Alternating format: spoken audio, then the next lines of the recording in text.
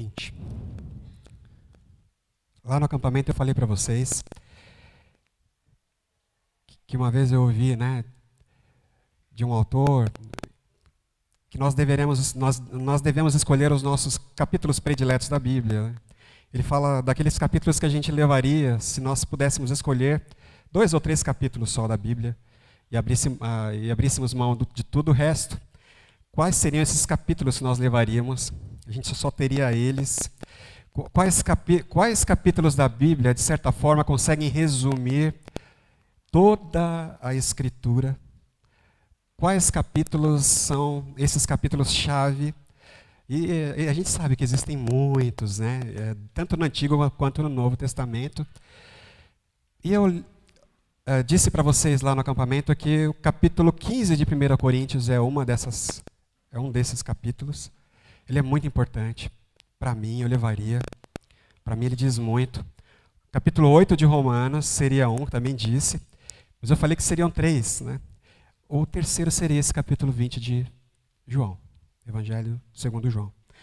Esse capítulo aqui é muito importante também. Ele, de certa forma, consegue apresentar o Evangelho na sua... com toda a sua força, Ele consegue colocar nessas linhas e nesses versículos todo o poder do Evangelho, que é o que a humanidade e a criação precisam para serem salvos. Então eu queria fazer com vocês essa leitura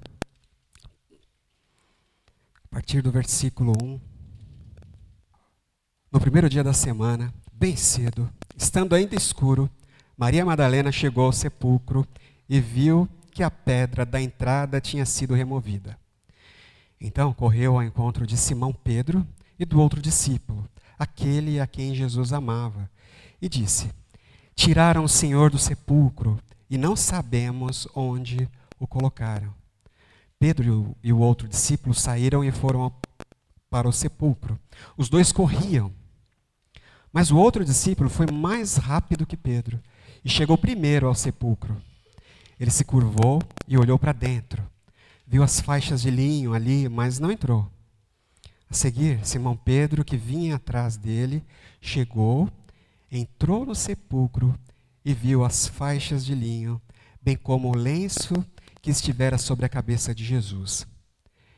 Ele estava dobrado à parte, separado das faixas de linho. Depois o outro discípulo, que chegara primeiro ao sepulcro, também entrou. Ele viu e creu.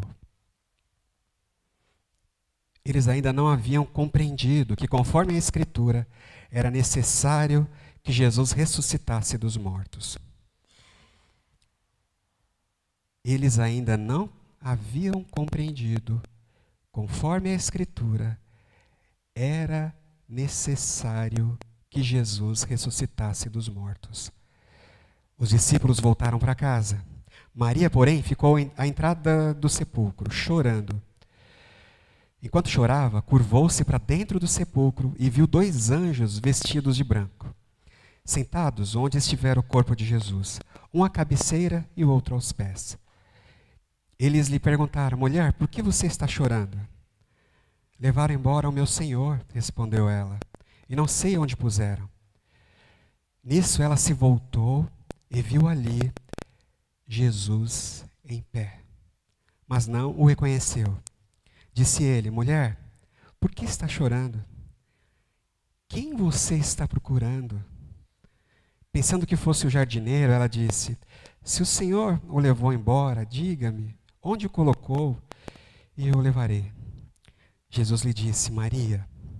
Então, voltando-se para ele, Maria exclamou em aramaico: Rabone, que significa mestre.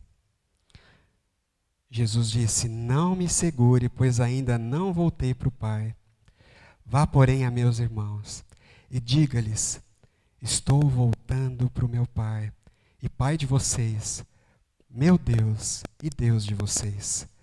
Maria Madalena foi e anunciou aos discípulos: Eu vi o Senhor.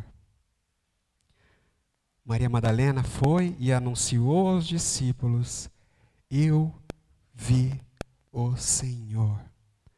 E contou o que ele lhe dissera. No 19, ao cair da tarde, daquele primeiro dia da semana, estando os discípulos reunidos a portas trancadas, por medo dos judeus, entrou Jesus, pôs-se no meio deles e disse: paz seja com vocês. Tendo dito isto, mostrou-lhes as mãos e o lado. Os discípulos então alegraram-se quando viram o Senhor. Novamente Jesus disse: paz seja com vocês. Assim como o Pai me enviou, eu os envio. E com isso soprou sobre eles e disse: recebam o Espírito Santo. Oremos, irmãos, mais uma vez. Pai, é a Tua palavra. Nós estamos aqui, Pai, e queremos ouvir o Senhor. Precisamos ouvir o Senhor. Fala conosco. No nome de Jesus. Amém. Irmãos, esse capítulo 20 de João aqui é um capítulo que nós devemos guardar aqui no coração. Né? Todo o livro de João, se você estudar o livro do Evangelho de João, você vai perceber que quando João vai contar a história de Jesus, ele vai falar do Evangelho de Jesus, ele vai narrar esse Evangelho. João, ele vai, na estrutura, ele vai contar um novo Gênesis. Né? Ele vai, como se ele estivesse escrevendo um novo livro das origens de todas as coisas. É por isso que lá no capítulo 1 ele começa com as mesmas palavras de Gênesis capítulo 1:1. Deus criou no princípio todas as coisas. Tudo foi criado por Ele. Sem Ele nada do que foi feito se fez. Jesus, o Deus Criador. Ele fala lá no capítulo 1 que esse Deus é a luz. Ele apresenta Jesus como a luz incriada, não criada. A luz viva, a luz vida, vida autoexistente. Né? Ele começa a apresentar esse Deus que lá no princípio disse: façamos, haja. E ele começa a apresentar Jesus ali no primeiro capítulo, e ele mostra esse Deus que é luz, e ele em seguida afirma que mas os homens amaram mais as trevas. Os homens amaram mais as trevas. Eles rejeitaram a luz. O Criador tão esperado, tão aclamado por todas as religiões, de todos os lugares, de todos os tempos, se apresenta. Aí diz o Evangelho de João: mas o mundo não o recebeu. O seu mundo, o mundo que ele criou, disse não, não. O mundo amou mais as trevas do que a luz.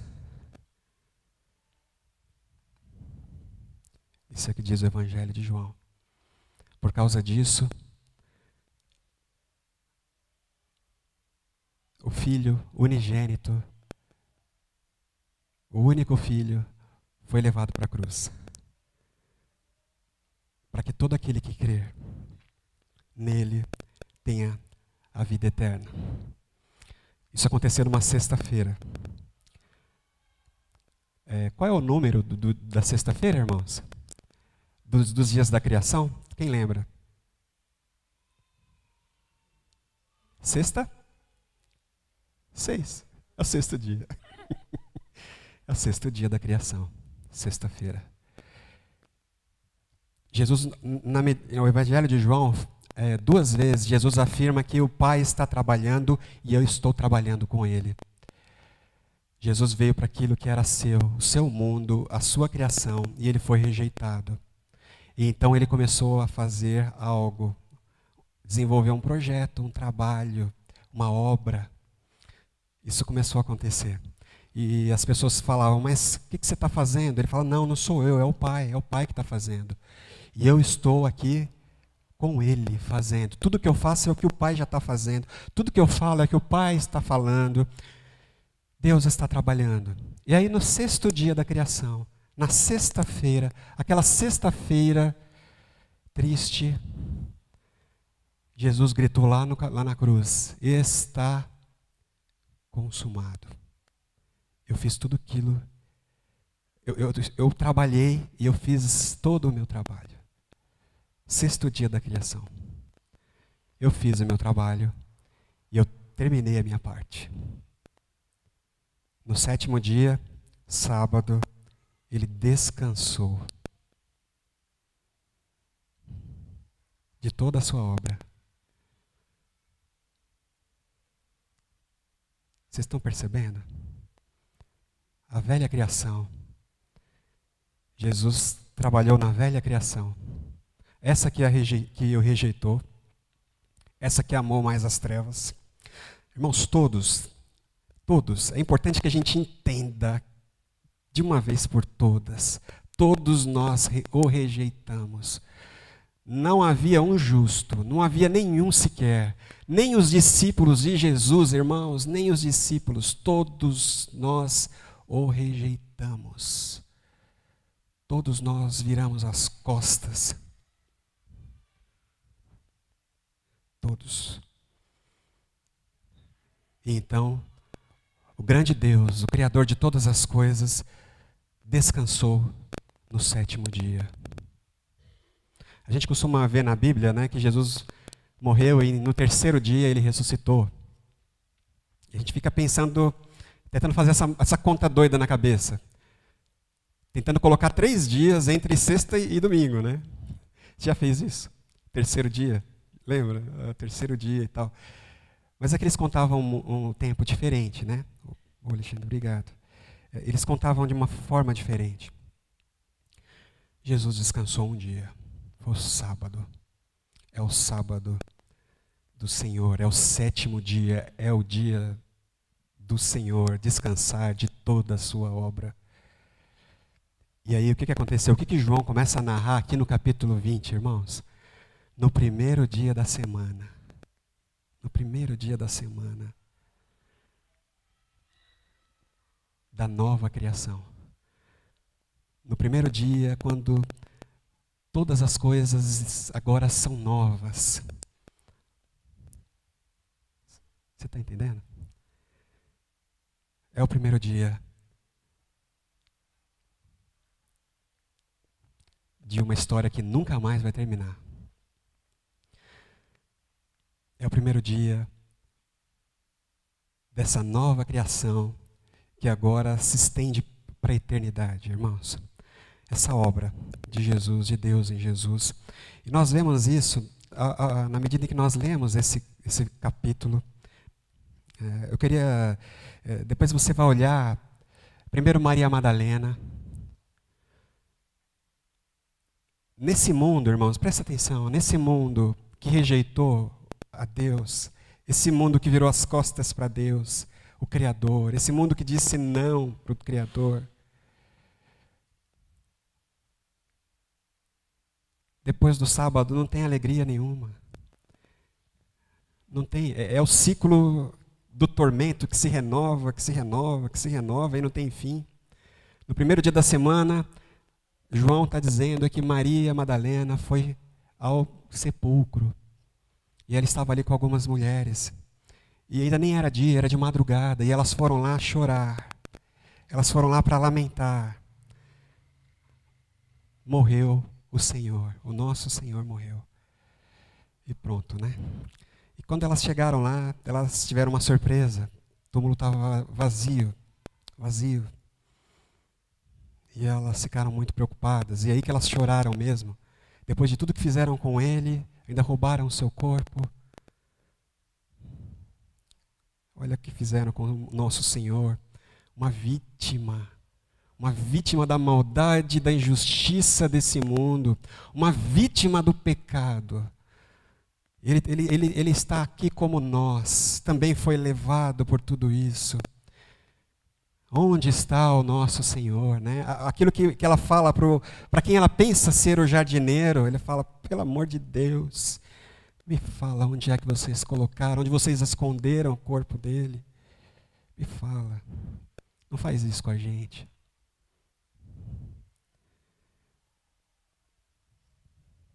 E aí, diz João,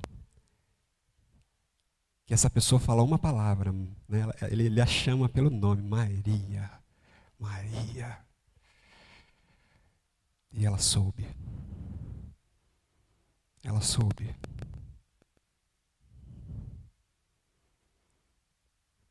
Ela estava chorando, ela estava desesperada, o mundo dela, as últimas esperanças estavam em Jesus e se foi. Acabou. Mas ela ouviu aquela voz, Maria. E então, diz João que ela sai correndo para contar a grande notícia, o Evangelho. Ela foi contar o Evangelho. Jesus não é igual aos outros. O nosso Senhor não é igual aos outros. Nós não tínhamos entendido o que Ele disse. Nós não sabíamos o que estava acontecendo. Ele não ficou na sepultura. Ele ressuscitou e eu o vi. Eu vi o meu Senhor. Eu vi o meu Senhor. Esse é o Evangelho, irmãos. Aí logo depois chega Pedro, né, fala de Pedro e João, não, o discípulo amado. A gente pensa que é João. Eles também chegaram ali e viram, mas o encontro deles foi diferente. Eles não encontraram com Jesus ali no túmulo. Ali foi só Maria Madalena, né? Depois que eles viram que o corpo não estava mais lá, eles foram se reunir. E aí João, ele fala, eles estavam morrendo de medo, irmãos. Eles estavam morrendo de medo. Eles se reuniram escondidos, trancados, em silêncio, fugidos. Eles estavam com muito medo. Não foi suficiente. O Senhor foi vencido. E agora nós estamos aqui. Ninguém pode fazer nada por nós. E de repente, João afirma que Jesus, então, ele apareceu dentro daquela sala. E ele disse, paz seja com todos vocês. E aí ele mostrou as suas marcas. Ele mostrou as suas cicatrizes.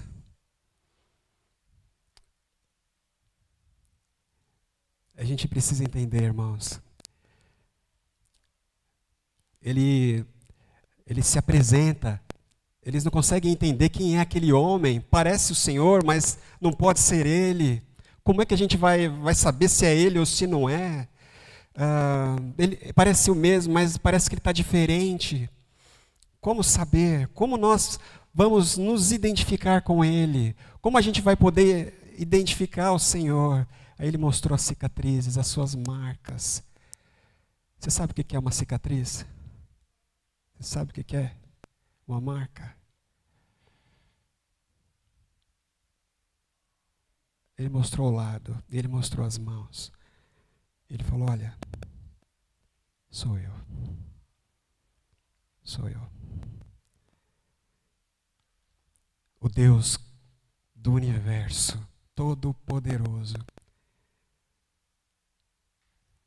Ele não veio gritando. Ele não veio dispensando bolas de fogo, raios, né? Trovões. Ele não veio exigindo atenção. Ele falou, olha aqui nas minhas marcas. Olha nas minhas cicatrizes.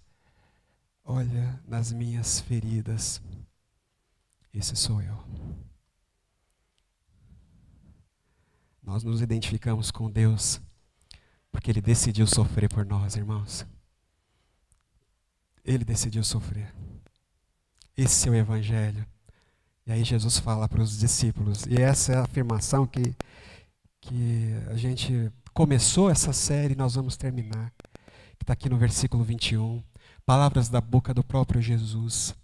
Depois que ele entra naquela sala, eles estavam morrendo de medo, eles estavam apavorados, a morte, né, iminente, eles morriam de medo de todas as consequências, implicações que eles poderiam sofrer. Mas de repente, o Senhor apareceu para eles. E eles viram o Senhor também. Eu vi o meu Senhor. Eu vi o meu Senhor. E aí Jesus então vira para eles, no versículo 21, e diz essa sentença, que é a nossa sentença. Assim como o Pai me enviou, agora eu envio vocês. Esse é o coração da missão. Assim como o Pai me mandou para esse mundo, para essa antiga criação que estava cativa no pecado, na lei e na morte, assim como o Pai me enviou, agora eu envio vocês a partir da nova criação, a partir do meu evangelho, a partir da boa notícia. Jesus não é como os outros. Ele não é como nenhum outro. Ele não ficou na sepultura. Ele ressuscitou. Nós o ouvimos e nós o vimos. Esse é o evangelho, irmãos. Nós precisamos entender. Nós somos igreja porque nós estamos respondendo a esse apelo de Jesus. Assim como eu fui enviado, agora eu envio vocês.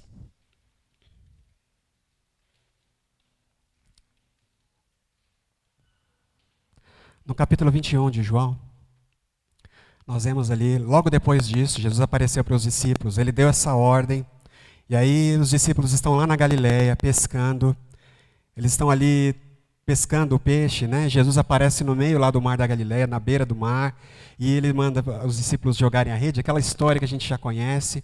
Depois eles vão lá para ceiar com Jesus, e eles estão ali na praia, e Jesus pergunta para Pedro, Pedro, você me ama?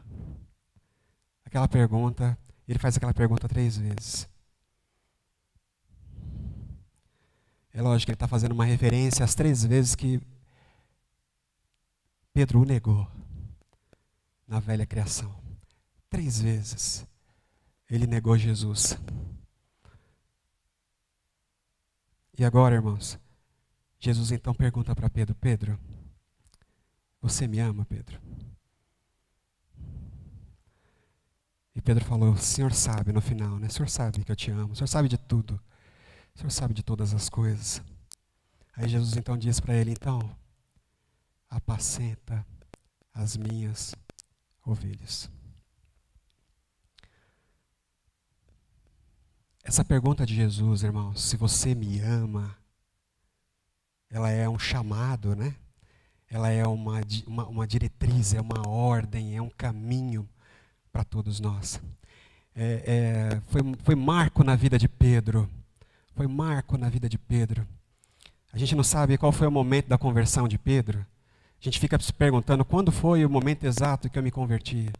Aquele momento que eu entreguei. Mas eu penso que a nossa vida ela é uma sucessão de momentos, é claro, mas é um processo. Né? Pedro ele começou a dizer sim para Jesus, eu vou te seguir. Depois, tu és o Cristo, Filho do Deus vivo. Depois ele fala, eu não vou deixar ninguém fazendo mal a você, eu vou interromper, eu vou atrapalhar o seu plano. Aí, para trás de mim, Satanás. Depois ele nega Jesus. Agora, ele está diante da grande pergunta. Pedro achava que amava aquele Jesus que veio para resolver os problemas dele. Pedro achava que ele estava envolvido com aquilo, e aquilo fazia sentido para a vida dele. Restabelecer, né, o reino de Deus aqui na terra, e em Israel, o reino político. Ele pensava, o Senhor vai fazer isso. O Senhor vai saciar a minha fome, a fome dos famintos. De repente é isso que eu amo. É isso que eu amo. E na medida em que Jesus foi caminhando para a cruz, ele deixou de ser amado. Aquela multidão, irmãos, que estava lá com Jesus na beira do mar da Galileia, que foi alimentada por ele. Aqueles milhares de pessoas que foram alimentadas por Jesus. Aquela multidão que recebeu Jesus, aclamou Jesus, Maranata, né? Hosana, o que vem em nome do Senhor. Aquela multidão, toda essa multidão que o amava, que amava aquela expectativa, foi deixando de amá-lo. Na medida em que ele foi se mostrando, que ele foi revelando qual era a sua missão. Ele veio para pôr fim num mundo, numa história, e ele veio para começar outra. Ele veio para começar tudo de novo. Ele veio para fazer novas todas as coisas. E aí ele pergunta para Pedro, Pedro, você me ama? Não é mais o Jesus, o homem de Nazaré que estava andando para lá e para cá antes de morrer. Você tinha outras expectativas a respeito de mim. Agora não. Pedro, olha para mim. Eu sou o ressurreto. Agora é tudo diferente, né? Você me ama, Pedro? Então, faça o que eu estou mandando você fazer. Apacenta as ovelhas. Apacenta as ovelhas.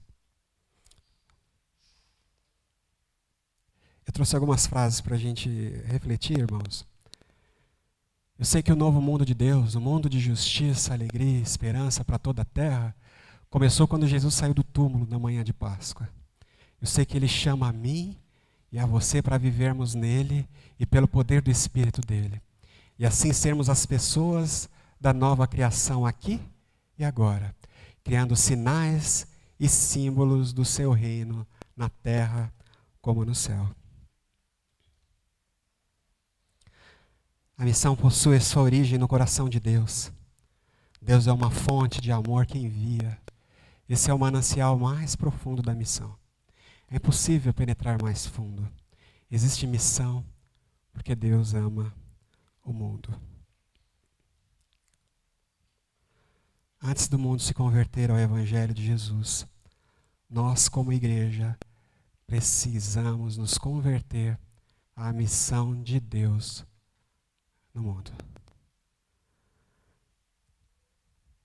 Que missão é essa, irmãos? Jesus mandou avisar para todo mundo que Ele começou tudo de novo. Ele fez um rebooting, né? Ele começou tudo de novo em Jesus.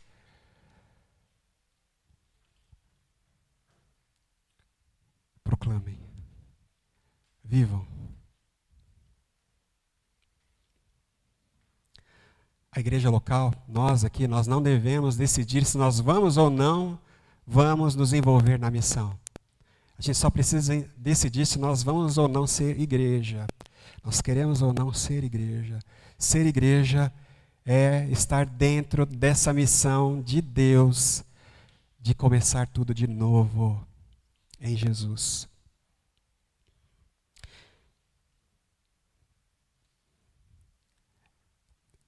Esse gráfico aí é o gráfico da nossa declaração de missão, irmãos.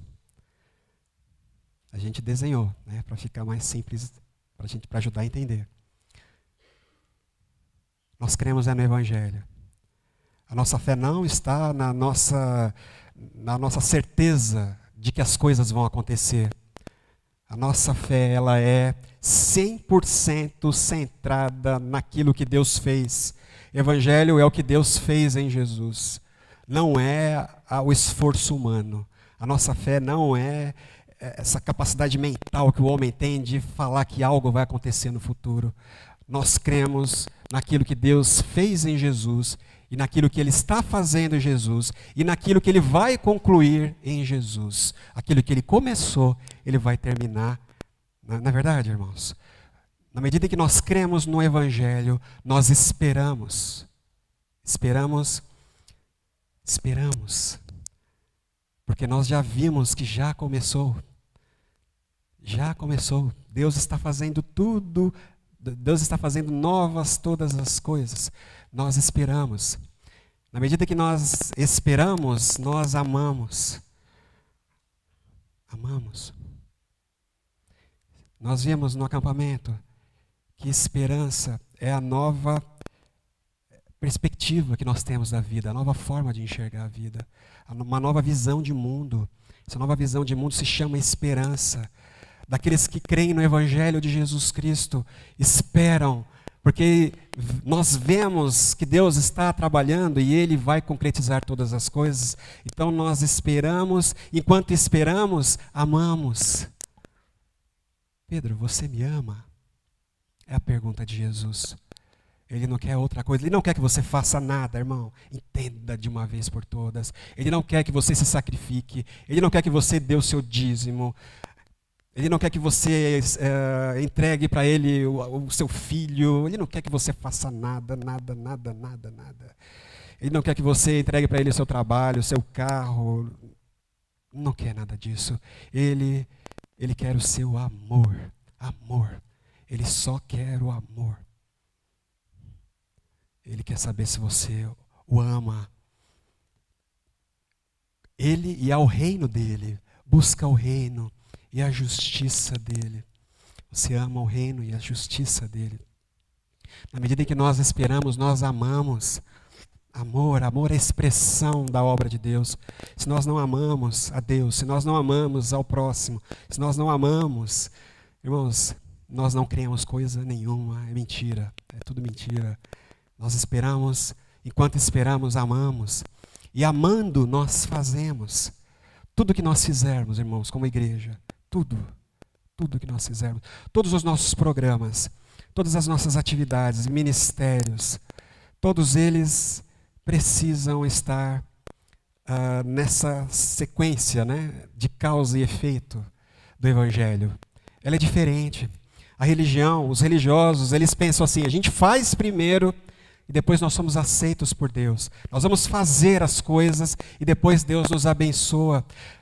Nós que estamos no Evangelho, nós já somos abençoados. Deus já nos abençoou com todas as coisas em Jesus nos lugares celestiais. Nós já nos vemos abençoados, abençoadíssimos, totalmente abençoados, amparados, cuidados, nutridos. Nós nos vemos abençoados, irmãos, protegidos, seguros.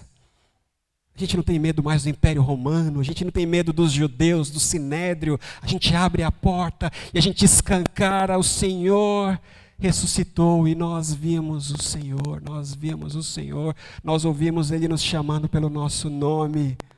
Não importa.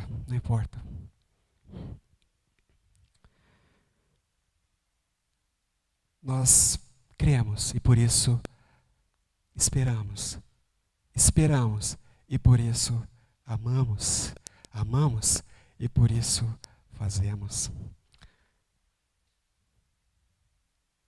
E é isso, irmãos.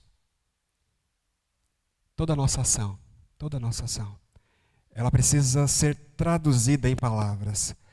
Essas palavras que fazem parte dessa proclamação, irmãos.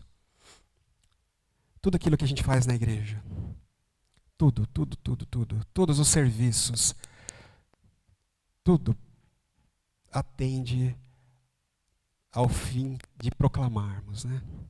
Aquilo que Deus começou a fazer em Jesus. Sinal da fé, esperança, amor. Só o Evangelho, só a proclamação do Evangelho vai transformar esse mundo. Porque é o que está acontecendo. Será que a gente pode entender, irmãos? Nós queremos ser uma igreja assim, uma igreja do Evangelho. Uma igreja do Evangelho. Coloca no teu coração essa palavra, essa mensagem poderosa do Evangelho. Deus veio recomeçar. Deus veio começar de novo em Jesus.